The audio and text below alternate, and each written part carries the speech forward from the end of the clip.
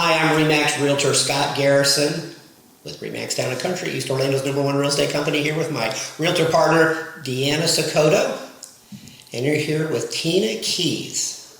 Tina, I'm sure you've been on lots of videos, lots of podcasts and stuff. Everyone introduces you. Why don't you introduce yourself and just tell us who you are so we make sure we get exactly what you want us to get. Sure.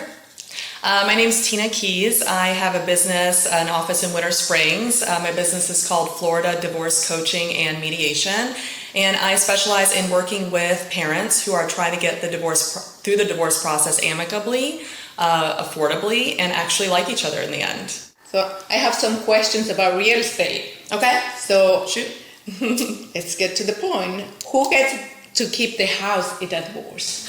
So I would say that definitely depends on how you get divorced. So there's a lot of options. I kind of tell people most divorces start and end the same way, right? You start with one person or both people saying, this is kind of the next step in our relationship, and it always ends with that final judgment from the judge, which makes you officially divorced. But what you do in that process in between is really what's going to determine the rest of your life, right? So you hear about these nasty divorces that drag out 2 years. They go to court for everything. The judge has to follow the statute to the letter because people cannot sort of get out of their own way and make their own decisions, right? And then there's the opposite end of it, which is what we in this industry call the kitchen table divorce, which is literally two people sitting at a kitchen table for 15 minutes, dividing their assets up, filing themselves, and that's kind of the end of it. Then there's a lot in between. And so what I do is somewhere in between that, which is mediation. And in mediation, you can really do whatever you want to do. So that's the wonderful thing with mediation. Two people get to sit at a table with someone helping guide that conversation and do whatever they can both agree to. The judge does not care. If you can both agree, they are on board. I see people where one person completely walks away from the house, gives it 100% to the other person. I see situations where they divide 50-50 to the letter, to the penny. So there's really no one way to do things. So long as both parties can agree, you can do whatever you're both comfortable with. The other great thing about mediation is we can look at interesting, creative solutions that you're not going to get when you go to a courtroom, right? So rather than just having to either sell the house or refinance, like those are the only two options, we can look at tons of unique ways to handle it. So like, for example, I had a case recently where they had other assets. The wife was able to use those assets to purchase her own home. And they both agreed that the husband could keep the home for 5 years before he had to sell it. So both kids got out of high school, able to have one of the homes they grew up in, and they were both in agreement to sell it in 5 years. You know, they agreed who's the realtor, who's the title going to be, how are we going to handle changes in value in the home, how are we going to deal with that. It was all written in their agreement, right? But it gave them both what they wanted because they agreed to let the kids sort of have that one constant for the next 5 years. They were both teenagers. And they both were so amicable that they were able to really get creative. And what was cool about that case is they consulted with a mortgage broker and they were able to do an assignment of debt in the marital settlement agreement. So the wife was not responsible for the mortgage loan because of the divorce, which allowed her to then purchase a home. Underwriter can remove that loan off of her loan to or debt to income ratio, and she's now free to buy a home. And so this is the kind of stuff that we can do in mediation, or if you pursue collaborative divorce, that's another process that's similar, where you're not going to get that in a courtroom. There's no time, there's not enough information. You know, the judge is limited in what they're able to even do. So there's really a huge opportunity if people can sit down and at least try to mediate through as much as they can. They can really come up with such better outcomes. And involving the right professionals. This is a big thing I tell people. You need to get professionals involved early who understand what they're doing. Realtors, mortgage officers who have been doing this for a long time, not like 1-800 whatever, but like people who are local, who get it, who understand what they're doing, who can guide you. Because there's so many options out there if you have the right people involved in the conversation. Family law attorneys, they're really good at the law, but they're going to tell you to go talk to a realtor, talk to a mortgage broker, talk to your financial advisor, your CPA, right? Those are the experts in their fields. So having those people involved early can make a huge difference for people. And that's one of the reasons why we do these videos. You know, I've been a realtor here in Central Florida every day full-time for 35 years. And there's a huge difference between a realtor team who sold thousands and thousands and thousands of homes and someone who's just starting on it who sold 20 or 30 homes for the last couple of years, as far as what they can do to get you your equity, to make it easy, to refer you to someone like Tina, to save you a lot of money from the outset. So in Florida, how is the real estate divided in a divorce? Yeah, so there's statutes that govern that. If you end up before a judge, that generally it's kind of like a 50-50 state across the board, right? But I see people do all kinds of creative things. I've got a couple cases right now where they're going to do a refinance and a cash buyout of the other person. Okay. So like one person wants to stay in the home, they're going to refinance, they're going to buy out the other person, the cash equity that they're owed from the home. I see other people where maybe one person just keeps the home in its entirety and then the other person is bought out through other assets. So like, let's say house is worth $500,000, the mortgage is $200,000, but they have a really great interest rate. They have like a 2.75 interest rate from back in the day, right? And so they'll agree, let's say if the equity is $300,000, that means somebody owes the other person $150,000, right? They'll take that $150,000 from something else. Okay. And that allows the person to keep their entire situation intact if they're the only one on the mortgage. So these are things that can be done. And again, it's getting the consultants involved, getting the professionals involved, talking through and having the space to talk through all the options. I tell this to people all the time. Mediation gives you the opportunity to think and slow down. Because when you're trying to go back and forth through email, you're not seeing each other, you're not talking to each other, right? The type of mediation I do, it's what's called pro se mediation. It's two people without lawyers in a room with me, virtual room usually, Zoom, talking through the issues that they need to talk through. Because at its core, divorce is just a problem-solving exercise, really. It's a lot of times math problems. It's trying to figure out how do we get to a fair resolution. There's a reason it's called equitable distribution and not equal distribution, because that doesn't always mean everything 50-50 to the penny. Because depending how their life was before that, what decisions they made financially together, there may be reasons why it doesn't make sense to do it 50-50, right? So in mediation, when it's just the three of us, we have the space to really craft agreements that take into account your entire history together, and that both people can walk away from this being like, you know what, I feel really good about what I'm signing. You might not love every term in there, but you can say, okay, I know why we made those decisions, and we both compromised in certain areas, but we both can live with this outcome. It's usually a very different outcome if people go before a judge, because one person is the winner and one person loses, and then you don't really come back from that. It's really hard to come back from that sort of sitting in a courtroom on the other side of the table from someone and then going to your kid's soccer game 2 hours later. Like, it just doesn't make any sense. And pretty much any family court judge that has practiced any type of collaborative law will tell you that, like, this is not the process that we should be doing this in, but it's the only process that we have, because technically marriage is a legal contract. It's the only process that most people have until they come to see you. Yeah, so mediation is such a better alternative.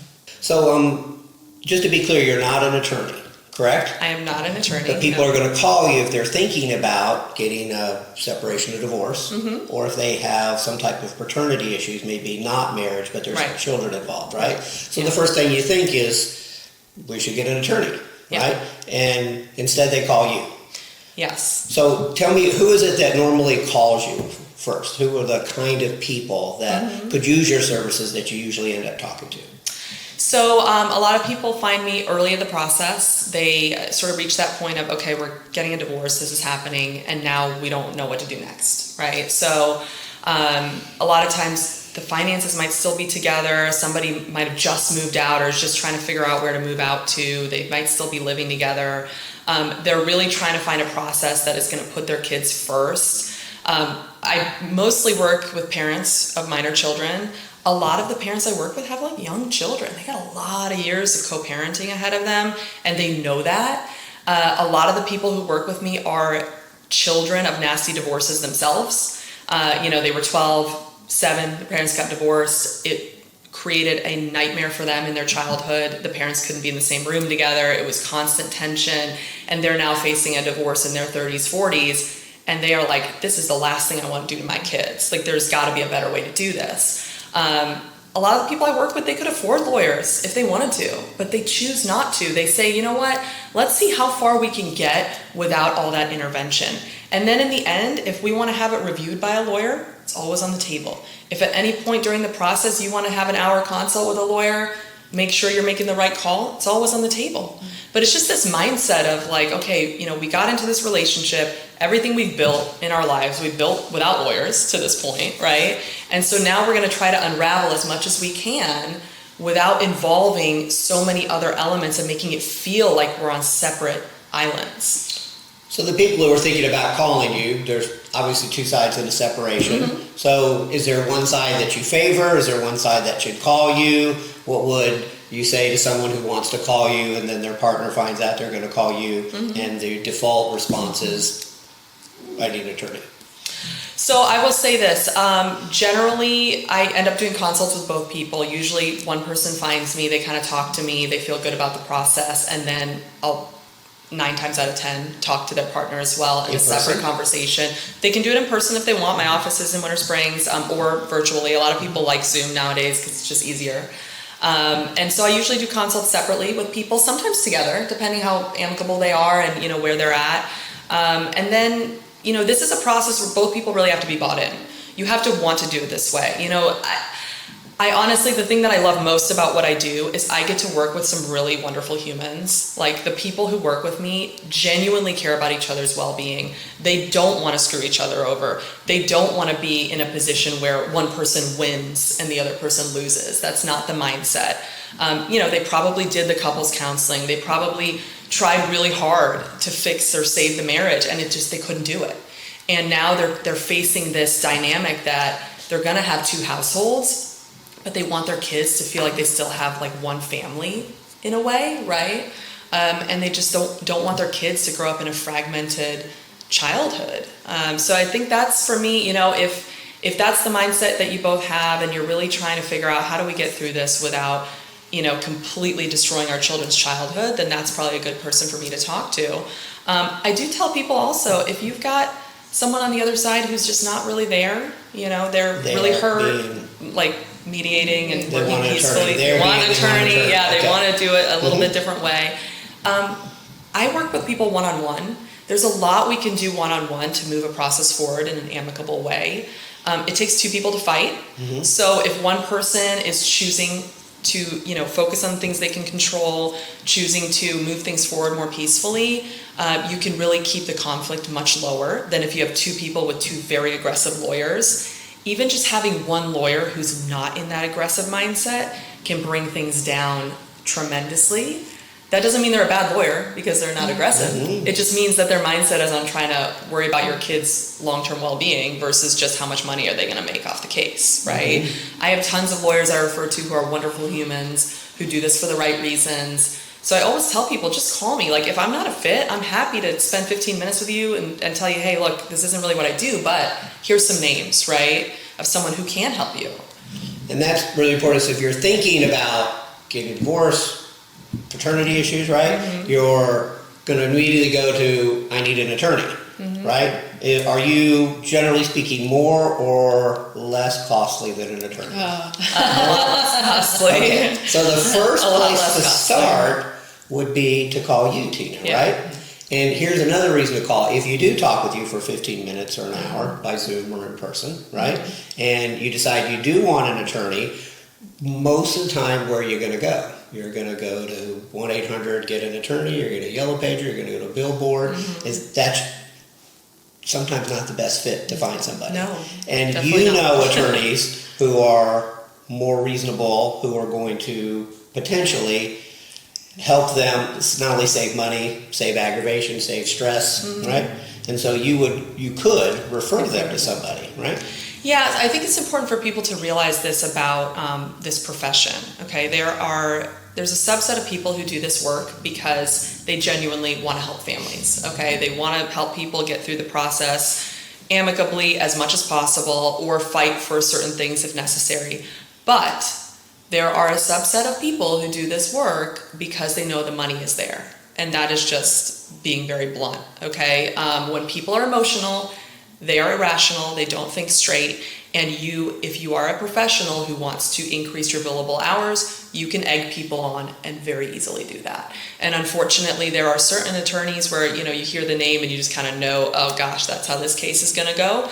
They never wanna settle, they never wanna resolve, they always find a new issue. And so if there's any message I can give to people, even if mediation isn't a fit for you, be careful who you hire, because that person is the one grounding you when you're at a 10. Mm-hmm. That is the person who is speaking on your behalf when you are not in the room. And you need to make sure that that person represents your values and really, does this for the right reasons. And wants to help. And wants to help. And by being careful, another way to say that is use someone you trust, someone who has experience recommends. Yeah. For instance, we're real estate agents. You can always find your lender, 1-800-ROCKET Mortgage, but you're not going to have a good experience. And I would recommend a lender who I know personally, who I see out in the community, who I've known for 20 years, who's done thousands of loans for me, someone who I can guarantee you're going to have a good experience. Mm-hmm. You have the same thing with the attorneys, right? Right. So most of the time people talk with you and they choose to go with you almost for sure, right? With the mediation. I would say there's a lot of people, when they first talk to me, they're very worried and stressed. They don't know where this is heading. The main motivator is fear. And by the time we finish our conversation, a lot of times there's just this feeling of relief, like, man, I don't have to lose everything we've built. I don't have to hate you at the end. This doesn't have to take 2 years. My average family I work with, we usually meet once a week for an hour, maybe 2 hours. If they're in a rush, we can push it to 3, but that's my outer marker. I won't do longer than 3-hour meetings because I just don't think people are in a headspace to make good decisions at that point. And I'm all about breaking it up, making it very palatable. We focus on one issue at a time so people can exhale and think, because that is the biggest issue with divorce. It's overwhelming. There's 1,000 decisions to be made and people don't even know where to start, and then they just get frozen. Or they just kind of find like aggressivelawyer.com, whatever, and then they go down that path. They're like, oh, the lawyer's going to handle it all. But now, you're not in a position anymore to learn how to communicate with each other again. That's a big part of what I do, is helping people learn they're not each other's enemy, that we can sit in a room and have tough conversations without going to a 10 or a 12, right? And yelling at each other or getting disrespectful, that we're able to kind of keep ourselves at that 5 and make good decisions. And by the end of it, they've learned a process of how to communicate with each other that sets them up for success as co-parents. And that's like a big passion of what I do. It's why I break it down the way I do. I want parents to have that opportunity and that space to rebuild their communication and try to find their way back to friendship. It is possible. So even if you're mad, even if you're stressed, even if you want to get an attorney, still the smartest move you can make is to call Tina first. Spend an hour, 2 hours, 10 minutes, get centered, have her maybe refer you other professionals. Mm-hmm. That hour, 2 hours is nothing compared to the stress of a high-stress court battle, which really no one wins. No, and I tell people, look, even if there's really complicated financial issues, which sometimes there are dynamics, especially like if you have a special needs child, right? You really probably do both need lawyers, or at minimum an estate special needs planning attorney, okay? Because if there's a child who's going to need long-term care, those are very complex financial issues where you need to have experts in that conversation. But the parenting plan is generally not a legal issue. Like outside of the time-sharing overnights, like how many nights are they going to be where? Because that impacts child support. Most of those, it's how you're going to communicate with each other. How are you going to communicate with the children? How are you going to handle holidays? How are you going to handle, conflict when it arises? Extracurricular decisions, medical decisions. These are really not legal issues. They become legal issues when people can't agree, right? But especially if a child has complicated special needs, it is a huge opportunity for the two people to sit with a mediator like me and work through a detailed parenting plan. Because the more details, less conflict. I tell people this all the time. The more vague your parenting plan is, the more likely you're going to have conflict in 6 months, 2 years, 5 years. What's that mean when you say less conflict? It's a nice way to put it, but there's some things besides conflict. Stress, less aggravation, less, tension for the kids, but right? We're not talking right now. We're not talking stress right now. We're talking less stress for the next 15, for the rest of your life. For the rest of your life. Less stress for the rest of your life. That's worth an hour too, right there. And when you say less conflict, is conflict cheap or conflict expensive? When you say less Very conflict, does that mean less a lot of people bills? in family law say conflict equals cost, right? So when you hear her say less conflict, that means less money that you're going to spend for no reason, right? 100%. And that's why I tell people, even if you can just mediate the parenting plan, you're still learning how to communicate with each other. The two parents are the experts in your own family's dynamic, right? The lawyers, they're experts in the law. They're not experts in your family's schedule, routine, what's best for your kids. If your kids have special needs, autism, ADHD, things that they need, different types of structure, they don't know these things. This is the two parents can sit down together and have this conversation. And then if it comes to the financials, we need to have, legal help and get those people involved. You get them involved, There's nothing stopping you from at least working through the parenting plan with a mediator, because you're going to come up with a much more detailed agreement that's really putting the kids first long term, And again, details are the key to preventing problems down the road. If you're just trying to crank out the parenting plan, just get it done, you're going to have problems in 2 years because you've not figured out any of the stuff that's coming down the pipeline. And the biggest challenge I see with parenting plans too is there's no plan for dispute resolution. So inevitably you're not going to agree on something, right? Because you're getting divorced for a reason, okay? You're likely not aligned on all your values. So what's the plan in 2 years, 5 years, when something happens that you can't anticipate? How are you going to resolve that conflict? There needs to be a process for that. So many parenting plans, no process. So that's when you see people filing stuff in court left and right because they just don't know. They get paid for the no process. Yeah, That's more money in 2 or 3 years. Right. So if Recurring. you don't think this through and we get upset, we're saying, I get an attorney, you're guaranteed to be a cash flow to finance your divorce attorney's next Porsche or Italian vacation. That's the system. I had an attorney mediator that has been a great mentor to me. He said to me one time, he practiced family law for 15 years before he went exclusive to mediation. And he told me, you can either pay for my kids' college or yours. Choose. Because that's what it really is.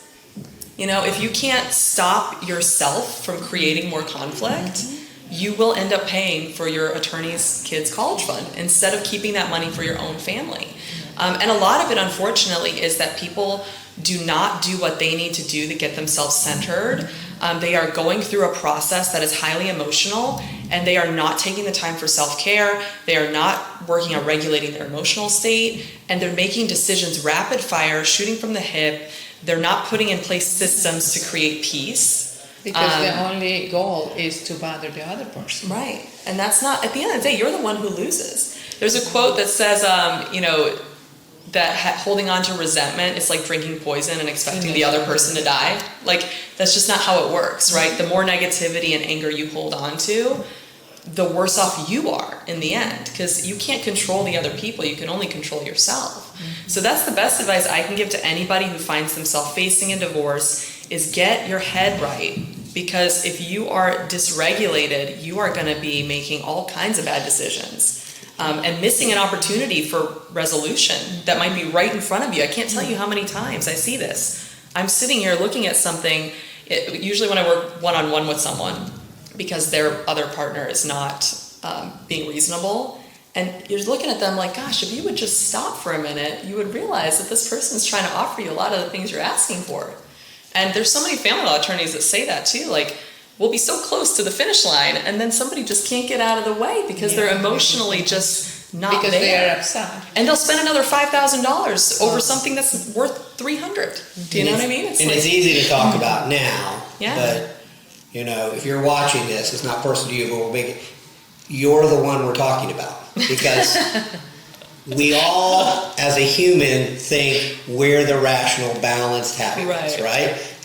So the reason why you hire a realtor, for instance, is because my job is to say, whoa, The person who gets upset always loses. Yeah. Right? Yes. It's just back that. And so my job is to keep you from doing it. So if you're in a even higher stress situation with paternity Yeah. or divorce, Right. you may think you're the rational one. You may think you're centered, and her job is to make sure you're centered. Yeah, I would say if you find yourself saying the words, I wish my ex would do This. blah, blah, blah, my ex is the problem, my ex is the reason why, then actually you're probably the problem, because you need to go do your own work to figure out how to accept that you cannot change them. Because if you can change them in the marriage, you certainly can't change them after the divorce. The only thing you can do is change how you interact with them. And the sooner people realize that, the sooner they move through that stage and they get to a place of acceptance that this is a person they're never going to change, the happier they are. You see people decades after their divorce still bitter. It's like, that's a choice. You've chosen that path for yourself, right? And so what I offer to parents is a different route.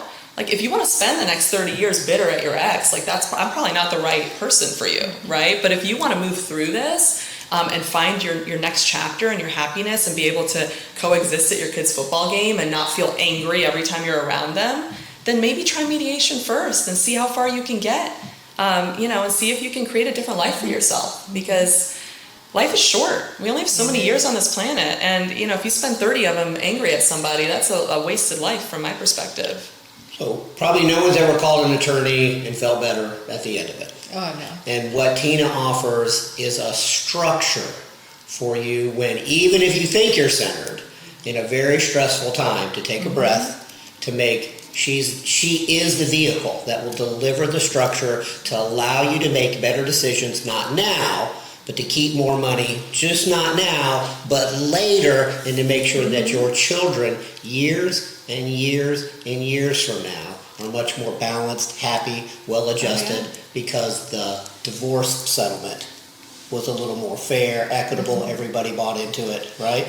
And so the repercussions of getting a bunch of attorneys to fund their child's education instead of yours could affect your family for years, or you could call her, spend an hour or two, see what happens. That seems like a pretty good trade-off for me. Yeah, I mean, I would say definitely the reason I do this work is to prevent trauma for children. That's my whole motivator, and I really take my job seriously. I genuinely care about my clients. That's the best part of what I do. I get to really build a relationship with people over a period of time and be a part of their family's story. Like, those kids, they're never going to know me or that I existed, but I know the work that I've done significantly impacts their outcomes. It impacts their future, their relationships, eventually their children, right? It's a generational impact to this work. I've been doing the blended family thing now for 10 years, right? It's not an easy way to live. It's challenging. It has its ups and downs. You're not going to always agree. You're going to run into difficulties. And working with me also, that's one great thing, is I've done this for 10 years. The 50-50 time sharing, all the challenges that come with it. So when I work on a parenting plan with someone, I don't look at it as this vague document. I'm like, this is going to be guiding how you two parent. And so I'm bringing up things that I know are going to come up. So you're bringing up things now to solve issues later. Oh, yeah. Based on your experience. Yes. In a way, it's always follow the money. That's what you get paid to do, right? So if you hire an attorney, which you're all thinking about doing right now, what does the attorney get paid to do? Well, they get paid to advise you, and Advise you on. it's very much. This is some of the challenges too that I've heard attorneys tell me is, if they are not in a collaborative type process, right? If they are in a litigation process, there's certain things they can't really say to the other attorney because they have to maintain that kind of one-sided approach. If they're in a collaborative process, they can be more open with one another to reach resolution. But unfortunately, a lot of times it is this kind of litigation path. And whereas in mediation, we can all be very open with each other and just say, hey, this is what I'm willing to do. This is where I'm at. Here's, finding a middle ground. When you can be transparent, that's where the decisions can happen. But if everyone's holding information to themselves, it's how you hear 2 years later, people are still not divorced because no one's talking.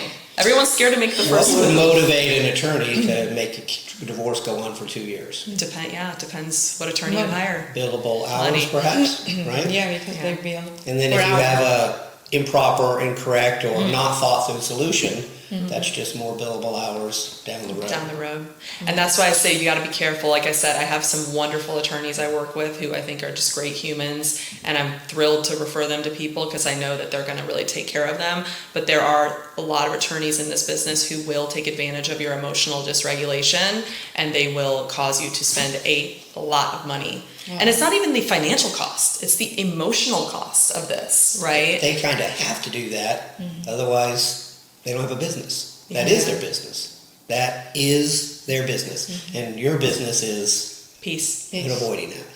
You seem pretty passionate about what you do. How did you come to do this? How did this become like your mission? And what made you think, this is where I want to spend my life every day? Yeah, so I, like I said, I've been a stepmom for 10 years. My stepsons were 5 and 7 when I met my husband. They are now teenagers, freshman and senior. One's about to be 18 in like 2 weeks, which is crazy. I can't even believe it.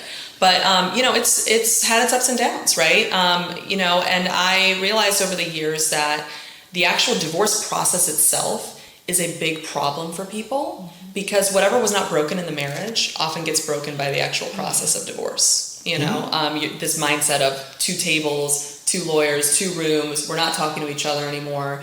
And then my parents actually got divorced 6 years ago when I was an adult. Oh, wow.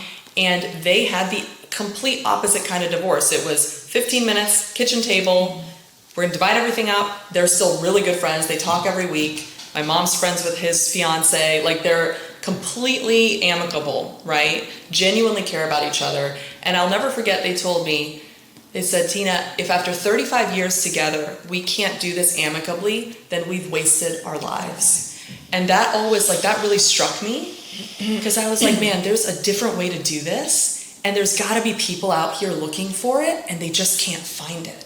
And that's when I said, I'm gonna set up a business where I'm offering an option for those people who wanna be amicable, who need someone to guide them. They don't wanna do it totally themselves, but they wanna do it a different way.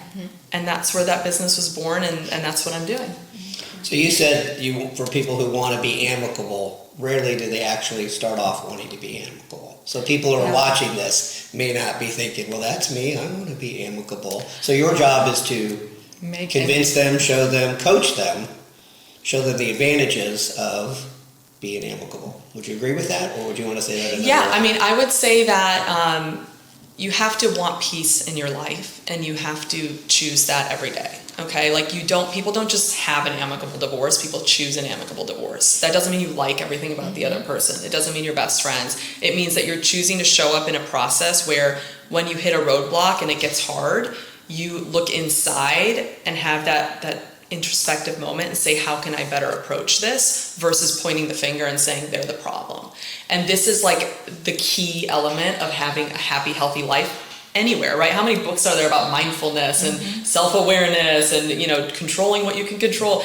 It's no different with divorce. You can choose to spend 20 years angry at someone, or you can choose to say, you know what? They are who they are. We had our life. It didn't work out. And now I'm going to choose a different path. Yeah. And that's the bottom line. And if that's what you want, then I can provide a process for that. I can't wake up for you every day and make those choices, but I can provide you a space that gives you that opportunity to move through this efficiently. Most of my cases were done in 3 to 4 months with all the agreements instead of 2 years. You said you could provide them the space, but what I think is invisible to you, because your life is providing the space. That's what you're doing, right? It's not, so that's what you do is provide the space, but what you're offering is the opportunity to create a space where you could maybe choose peace and maybe choose to not spend all your money on attorneys and maybe have a different experience, right? And when you call an attorney right away, there's no choice for a different experience. So what you're offering when people are thinking about hiring you from the outset is an opportunity to find a different way, a different paradigm, something that you're not going to see if you start Googling this or watching TikTok videos, right? There's a different way to do this, and how you find out about a different way is you watch this video, and then how you find out a different way is you call her. How much does it cost to call and talk to you for 15 minutes? I do free consults. Oh my God, explain it. So you mean it's free? Yeah, so I'll talk to anybody for 20, 30 minutes just to see if I can help them. Even if I'm not the right fit, I'm happy to talk to people. Because, at the end of the day, I do this work because I really care about what I do. It's not just money in the bank for me. So if I can help connect someone get them on a path that helps their kids a different way, that's a win for me. That's a day's work that I can be proud of. They say like do a job that you would do for free, and that's kind of where I'm at. This is a second career for me, and there's a reason why I'm doing this, because I genuinely love the work that I do. So if you're watching this now, I want you to rewind and play back what you just said. And then I want you to look up the attorney that you're thinking about calling. And I want you to see if anywhere, ever once, you can see anyone involved in the divorce process who's going to say anything even similar, even close to that. And if that's what you want to work with, okay, but you know how that's going to turn out. So that's what you're offering. It's an opportunity to say, you know what, you love it because you know you make a difference. You can make a difference to these people. It doesn't cost anything to look into. And it could just affect maybe the rest of your life. Literally the rest of your life. Yeah, because also, I think sometimes people forget this. They're like, I want to get divorced. I don't want to be with you anymore. But then, by the way, we have children that we're parenting the rest of our lives. And it doesn't just end when they're 18. People have this 18 number in their head. False, because they're still going to go to college. Now it's actually different issues, because now there's no time sharing schedule for Thanksgiving. Now the kids have to just figure out where they're going to go. Now, they still go to college graduations. They're going to have grandkids one day, right? And now you guys have to figure out how you're going to coexist. Are you going to hate each other every time your grandkid has a recital? You can't be in the same room together after 15, 20 years. That's crazy. Is that how you want to live your life? You cannot change what's happened in the past, but you can change from this point forward.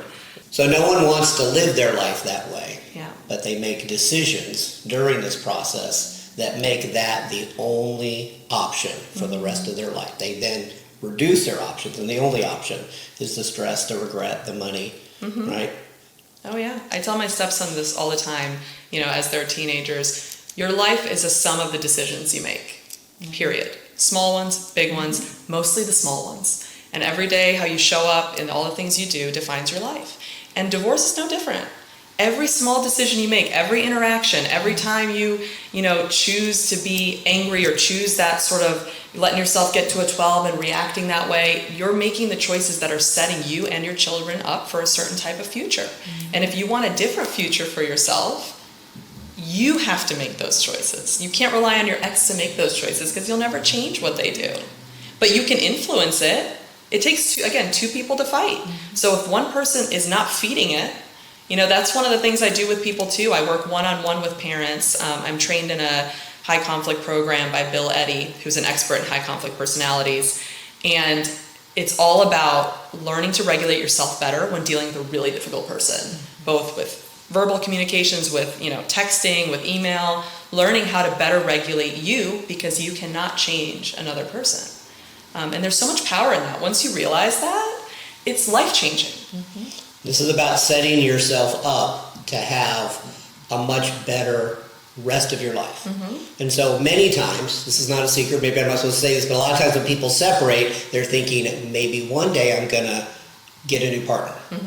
And so you want to make yourself attractive to the new partner. And think how much more attractive you'll be with a new partner when you have an ex and child custody, child sharing solutions that everybody's peaceful and happy with, as opposed to, I hate my ex. Right. It actually makes you qualified for the next level of partner that you're thinking that you want to deserve right now. If you want to know, how do I get there? This is how you get there. That's actually a very good point that a lot of people don't think about. You're right.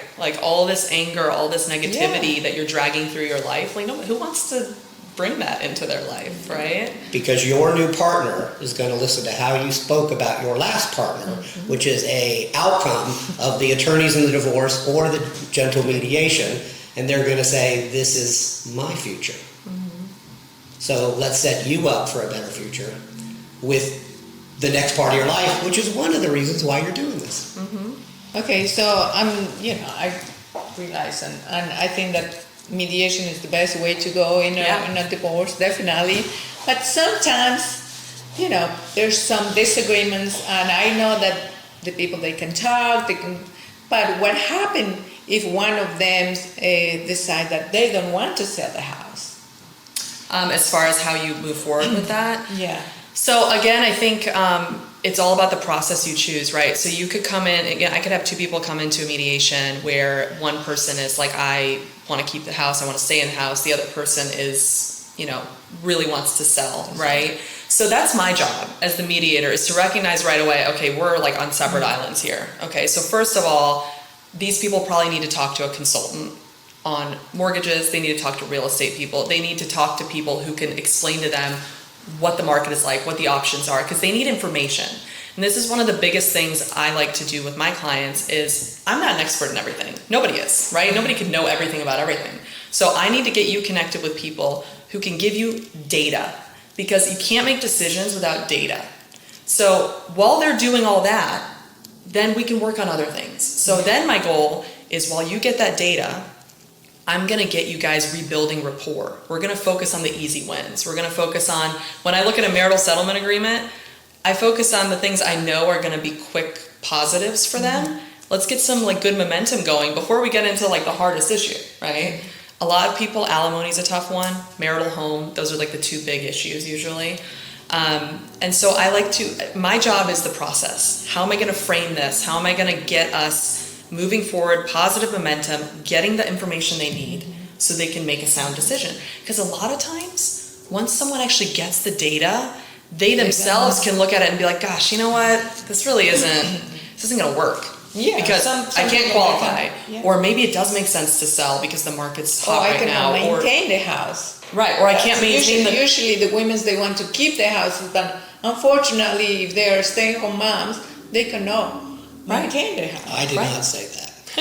No, but it is true. But there is power in the budget, right? So I'll ask people, sit down and do a budget. So once they start putting, okay, the cost of the pool, the cost of the lawn, the cost of the electric, all these things mount, and then you look at, okay, well now we have the same income for two households. This is unrealistic, right? And so, but this is, again, I don't necessarily have to tell them that, and they don't even have to tell each other that. Sometimes meeting with the right professionals or doing the data gathering, they figure it out on their own. And if we've built a good rapport by that point, then they can make a good decision together, where it doesn't feel like they're on a risk game board trying to battle for positions, right? Like they can actually take a step back and just make the right call for everyone. Okay. And as far as how that's done, we were speaking off camera before we started here, and you were telling me about how a lot of times divorce mediations end up in these 3 or 4 hour marathon sessions, and you said you like to do it different. Tell us how you do it different and why we do it that way. Yeah, so the traditional, when you think of mediation when it comes to divorce, a lot of times it's two people already have lawyers retained.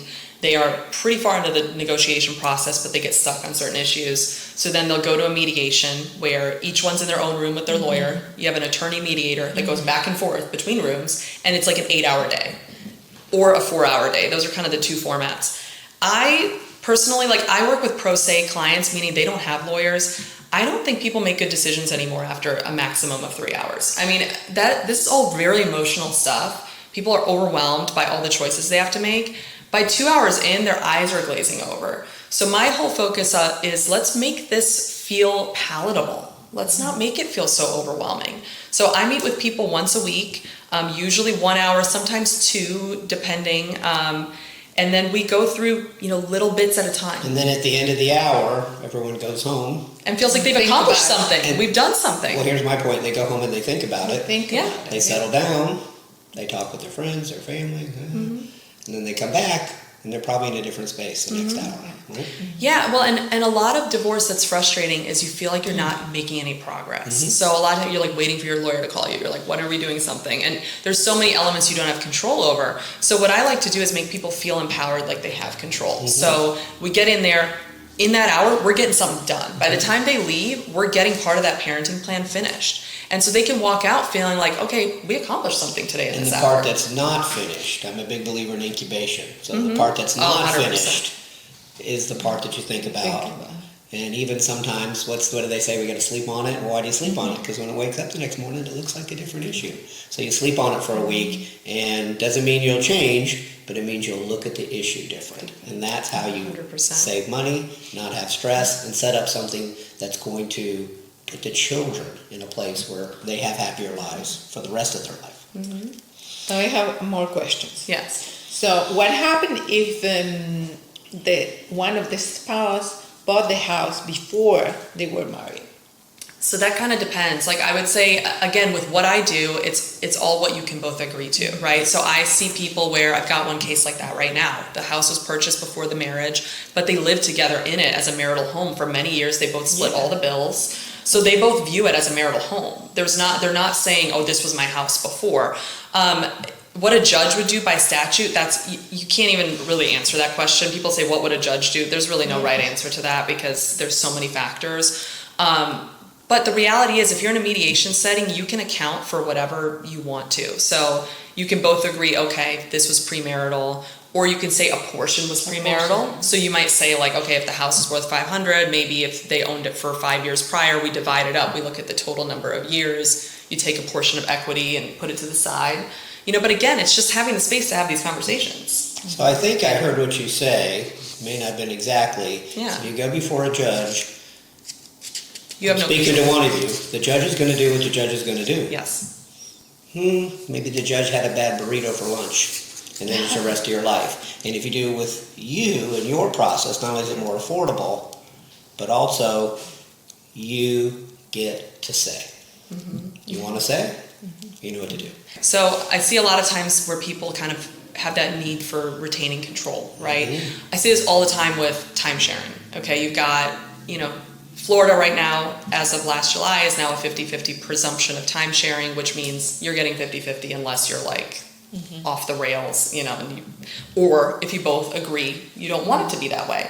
What's challenging now with the 50-50 presumption is that it makes people have this idea in their head that like, I'm not a good parent if I don't have 50-50 custody, which is not the case at all. You're a good parent if you put your kids' needs first. And if your kid does better with being in one house 60-70% of the overnights, that's great for them. Like, it doesn't matter. There's no right or wrong way to do this. But often you see in divorce proceedings where one parent wants majority custody, the other parent maybe wants something else, and they just cannot relinquish this control over the outcome that they want. And what they fail to realize is if you guys cannot come to some kind of compromise right now, you're literally giving all of your control away. Because then when you go before a judge, they will do whatever they want to do. And then you have zero control. So you're better off compromising a little bit, and then you retain still, you can control which days who has who, we can make some adjustments, and then you have like 80% control or zero. So like, which is better, And this is the thing that I would tell the people, like, take a breath and realize that the judge might not agree with you.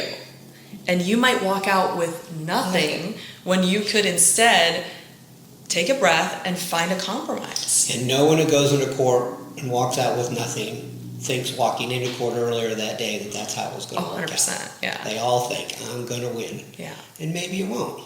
So this is the way for you to have the control that you need. And once there's a court order, that's it. That's a wrap. Because unless the other person agrees to change it, unless you both agree to change it, that's a court order. So you have to follow it. And that is, there's no coming back from that. And then talk about being bitter for the rest of your life, One of the things that we see selling houses, people don't buy and sell houses that much. And a lot of times, some of our best clients actually tell me, whatever you think, you're in charge. And those are the people who make the most money and sell the quickest and say, there was nothing for me to do. There's nothing for you to do. I got it all, right? Because I've been through the experience over and over and over again. So how many times does someone get separated? Just a few times in their life, maybe once. Twice. So maybe twice. If you're watching this, it's a pretty fair bet to say this is your first time. And how many things have you done the first time and you looked back and you said, if I only would have known. Well, you can get an attorney who does not have a vested interest in helping you through that, or you can work with someone like her who's done it hundreds and hundreds of times, someone who has experience who's going to say, when you're all done with this, you say, oh my gosh, so consult your experts, consult a mediator. 100%, yeah, there's so much opportunity loss, I think, with the process people choose, I think it's just for a lack of understanding also. A lot of people that come to me, like, they don't even understand how divorce works in the state of Florida, right? That's like the first thing I usually... You'll figure it out. Right. You'll figure it out on your own. Yeah, well, that's usually the first 10 minutes. I just explain to them high level, like, what does it even mean, right? How does this work? So Just having somebody that has your vested interest is important, and who genuinely cares about what they do is important. Like I said, there's some great lawyers who do, but just be careful. And I tell people too, like, be careful who you surround yourself with, because if you're going through a divorce and everybody you're talking to had nasty divorces or hates their ex, or you're following all these TikTok and Instagram pages that are like, my ex is the worst, see what he did, look at that's not productive. That's really not productive. It's not just not productive, it's expensive. Yeah. And stressful. So you said, be careful who you surround yourself with. So even if you choose not to go through the whole mediation process, right? Tina surrounds herself with attorneys who are of somewhat of a like mind.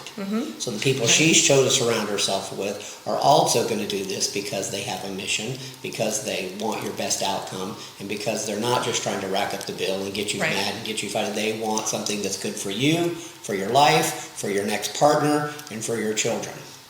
And if you think that sounds kind of pat or trite, talk to your attorney and see what they say about this. They're not even going to mention it. Who is responsible for paying the mortgage and property taxes during the divorce process? I would say, so like my clients usually, we do what's called pre-suit mediation, which means nobody's filed for divorce yet. So, usually they're still sharing all their expenses till the very end. When you do your marital settlement agreement, you'll eventually have something called like your financial division date. That's like the date that we say, as of this date, our finances are separate, right? So a lot of times up till that point, the people I work with will still do everything as they had previously. And then part of what we write into the agreement is they decide if there's already money in escrow or something like that, does the person who keeps the house keep the escrow? Is there going to be, money paid out from that due to the person keeping the home, things like that, depending how they want to do it. So it's really all within their control how they want to handle that. Okay.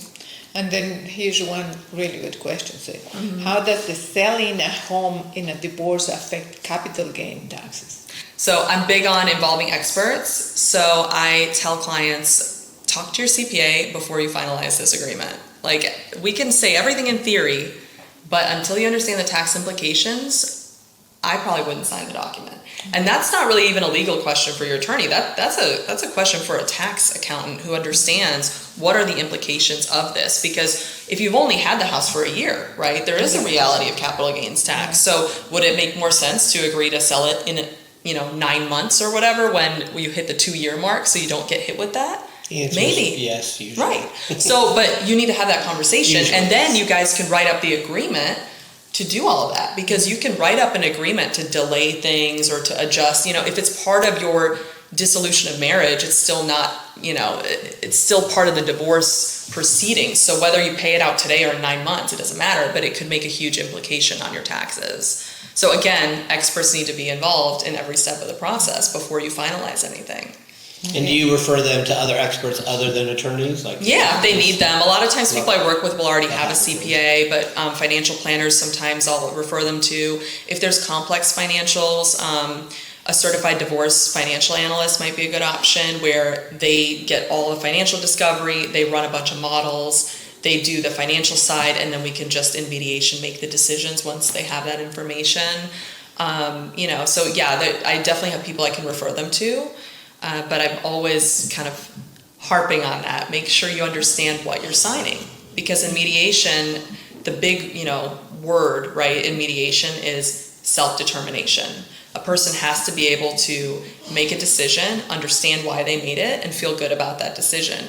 If at any point as a mediator, I feel like somebody cannot do that, I have a responsibility to stop and say, hey, look, you don't seem confident in this. So perhaps you should talk to a CPA. Perhaps you should take a week to sleep on it. Perhaps you should consult with a lawyer. Perhaps you should call a realtor. Like, that's where my job ethically is, to step in and say, you don't seem confident. I'm not going to allow you to move forward until I've said my piece that I feel like you might need more advice.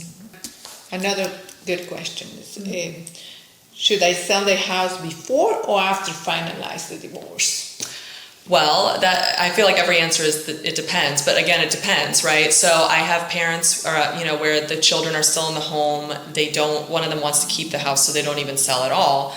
I have some people who choose to sell the house while they're in the divorce process collaboratively. They both want to sell because they both want to move, and it makes it easier for them. So they want to just sell and then have the funds to distribute to both get our own thing, right? So there's really no right or wrong answer. I mean, you shouldn't probably you really can't do anything without your spouse's consent anyhow. The title won't close the real estate purchase anyways without your spouse's consent. But if you're both on the same page, there's no reason why you can't sell a home and then both move into apartments or something, lower the costs and have more equity, liquid equity to divide up if that's what you both want to do. And I've worked with many, many clients on both sides of that, and laughing. It's never easy before the divorce. There's always fighting and the emotions, and it's always a mess. It is easier to sell after the divorce, but it may take a long time to pay the house payments and then maintain the house to get to that point. Well, and you kind of end up being a mediator a little bit if you're the realtor. Oh, Yeah, if you're getting divorced for a reason and you sell the house before you get the divorce, it's just not going to go good. Okay? But still, if that's what you need to do, then we'll do it. Mm-hmm. How can a real estate agent help you during the divorce process? I think a big part of it is information gathering. Like I said, a lot of times people are really lost with what to do with a marital home because it's usually their biggest asset. Most people, they work really hard to be able to buy that first home. They get married, they buy the house together. It's like this huge moment for them. And then when facing a divorce, a lot of times that's probably the biggest chunk of money you have, right? The most important thing you own. So being able to consult with somebody who understands the market and who can give you information to understand, is this the right option for you to sell? Or could we look at one person maybe keeps the house and the other person buys something, and understanding like what the options are even available. I'm a big believer in information. You cannot make good decisions without good information. So again, consulting with a real estate agent, consulting with a mortgage broker, understanding what you even can do, then you can both make the best decision where everybody comes out winning instead of someone feeling like they lost everything, because that's never a good outcome. Having a winner and a loser in divorce, that is not a recipe for a good co-parenting relationship for the next 15, 20 years. It's just not going to happen. So the more we can find a solution where both people walk out feeling good about it, and getting something they need or want out of it, the better off everybody is. So I have one extra question. Yeah. So with 22,000 realtors in the area of Orlando, how do you choose a real estate agent when your cousin is a realtor, your friend is a realtor, but you don't want the wife's friend, you don't want the husband's cousin? Yeah. So how do you do that? So I would tell people this: when you're going through a divorce, you need to have experienced people that you're working with if you're bringing experts in, because divorce is very nuanced. There's a lot that goes into it that is different than a first-time home buy or, a VA loan or whatever it is. Like, divorce is very complicated, not just financially, but emotionally complicated. A lot of times the marital home is the physical representation of the family. So a lot of times there's one person has a really hard time letting go of that. And so you need to have a realtor involved who is empathetic and able to understand that and approach it with that level of care that it deserves, because this is usually the biggest asset. And you're going from, one household into two, so every dollar counts, right? You're trying to rebuild a new life for yourself. So you can't really afford to make mistakes, So yeah, I would definitely say experience is really important, and having people that are local versus you don't want to go searching on Google for things. That's what I told you too with the attorneys. You don't want to search on Google for these things. Find somebody that has a good reputation, who's worked with people and not just who's worked with people but where those people had the kind of outcome that you want to see yourself have. And it's like that with real estate, it's like that with mortgage, and it's like that with attorneys. I wouldn't take an attorney referral from someone with a highly litigated divorce that cost them $100,000 if that's not what you want to do, right? And same with real estate, working with people who, are able to get you to that outcome that you're looking for, and have the sensitivity to have respect for both people, and be able to really address everybody's concerns. It's really important. And having a team, it helps, We don't take parts, we just help the couple and do the best for both of them. Mm-hmm. Yeah. He's like, I will do the best for him, I will do the best for her. No, but I mean, that actually would be helpful, yeah, if you have two people, because then you can sort of, if it does get a little bit, heated, you can say, hey, why don't you come have this conversation, and then we can... I've done it hundreds of times. Yeah. I understand what that's like. And you also want to get a realtor who's not going to buy into the drama, because there's a lot of drama. Yeah. A lot of drama. And hiring again, someone to get your home sold easily, quickly, with no drama.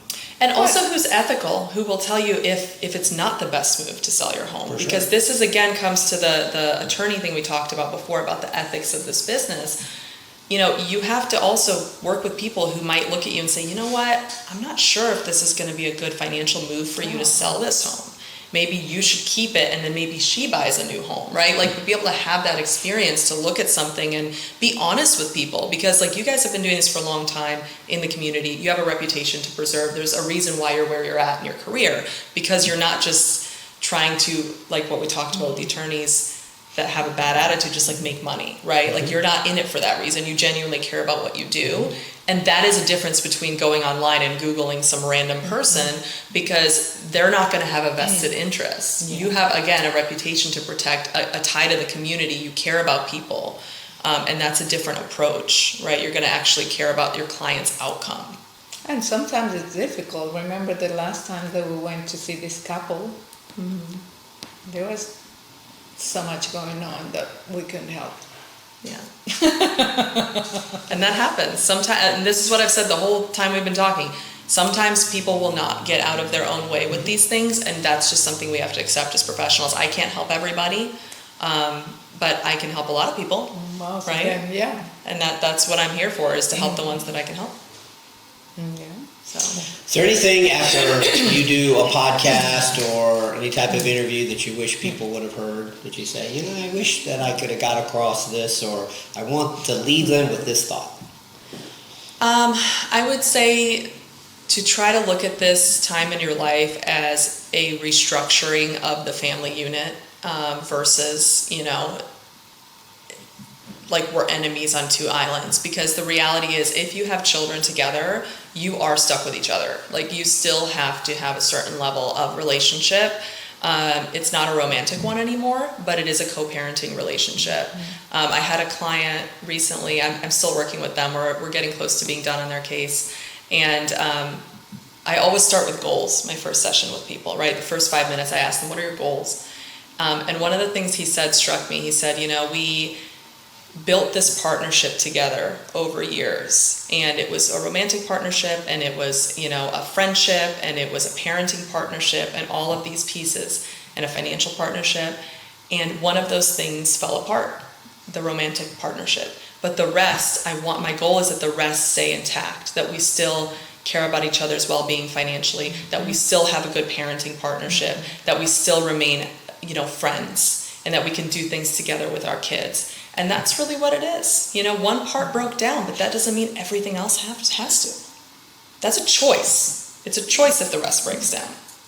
And if you want a choice, call Tina, and what she does professionally, what her mission is to give you choices that our community, that our culture doesn't normally give people who are in situations like you. So if you want a choice, make the choice to give her a call. Yeah. And if you are going through a divorce, just remember, there's options like Tina with mediation, and we can definitely help you with the experience that we have. Unfortunately, in my case, going through divorce, but we definitely can help you with your real estate. We want to be part of your team. Yeah, we want to. And thank you so much. Yeah, thank you for having me. This is great. That was great. That was great information. We really appreciate you being here. I appreciate you having me.